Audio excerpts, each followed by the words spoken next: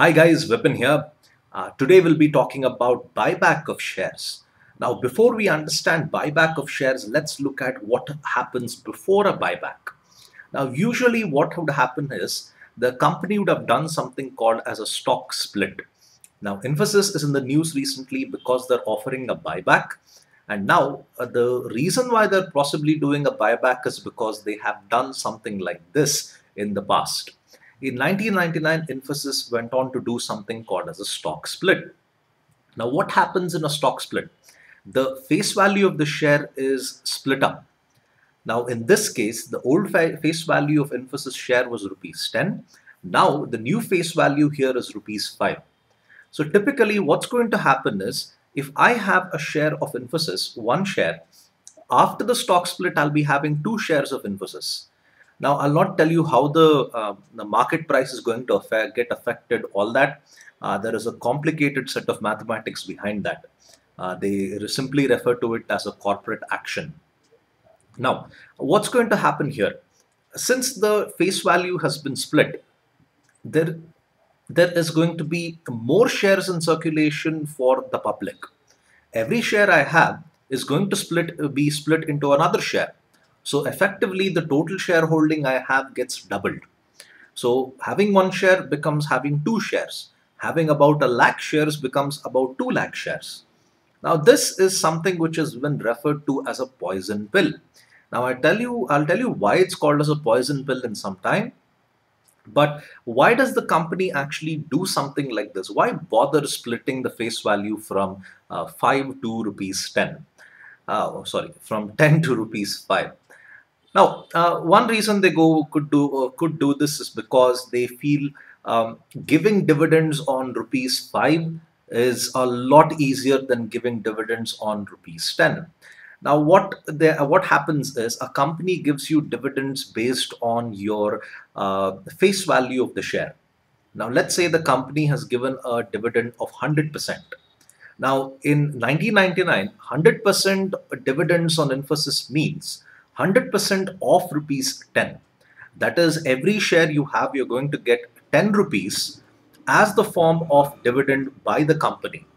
Now, let's say you have the face value of rupees 5. Okay, the amount of dividend you would be giving per share would be just rupees 5. Now, you might say it doesn't really make a difference because if I still have two shares, I would still be getting rupees 10 compared to having one share and end up keeping rupees 10 from the share as a dividend. Now, that doesn't really work out so well. Now, shares are always something which is very sensitive in nature. You do not want to keep too many shares of any company. So what happens is people go about circulating shares here and there, and there is a good possibility that you may not be the person who will be having a large number of shares with you. The company would be trying to buy back as many as possible once the stock split happens. They don't really tell that they're going to do this, but they buy back a little by little. Now, what's going to happen is the amount of cash you're going to give per share will actually be less. That's a way in which the company can be quite conservative about the amount of cash they're giving off in the form of dividend. So that's one reason why they could do it. Another reason they could possibly do it is because they fear another company is trying to take over them. Now, when one company tries to take over the other, they don't make a grand public announcement that we want to take over this company and make it public. What they usually do is they slowly start buying the shares of the company they want to take over. Now, as soon as the company realizes this, they do a stock split and make it a hassle for the company trying to take over them. They'll find it that there are too many shares to actually take over, and they might try to actually abandon the initiative to actually acquire the other company. So that's also another reason why they could go about doing a stock split. Now, there's another problem once you do a stock split. There may be a requirement that you have to do a buyback as well. Now, buyback means you take the shares back from the public. That's the simplest way you can understand buyback. Now, here's the case of Michael Dell, the founder of Dell Computers.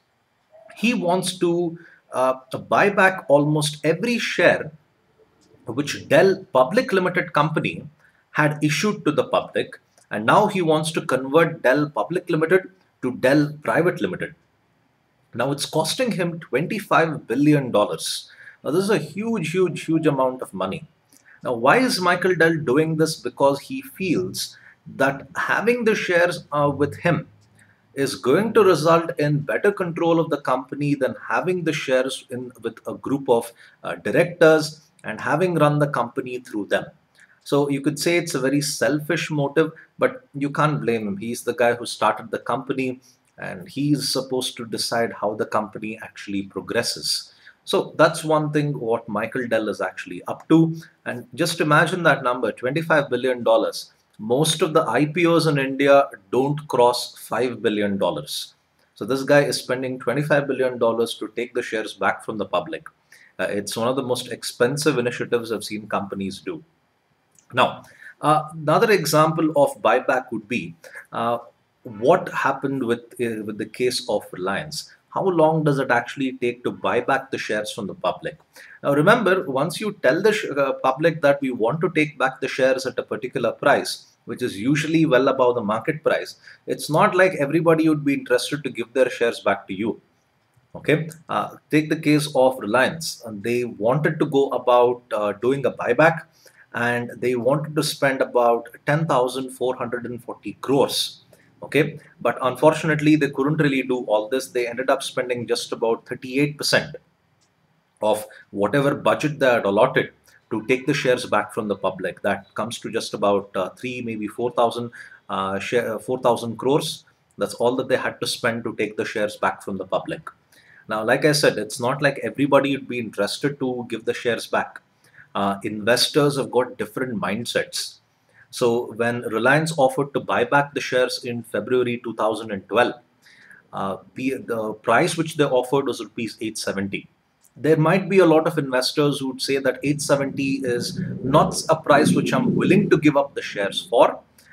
Maybe I feel that, okay, the prices of the shares may go up to 1,000 rupees by the end of the year. So let me not give it back to Reliance right away and lose that profit which I can make from the market. So it's not always the case where every share you want to take back from the public comes back into your account. Buyback of shares is purely something which is optional. The shareholders are not really required to give back everything to the company.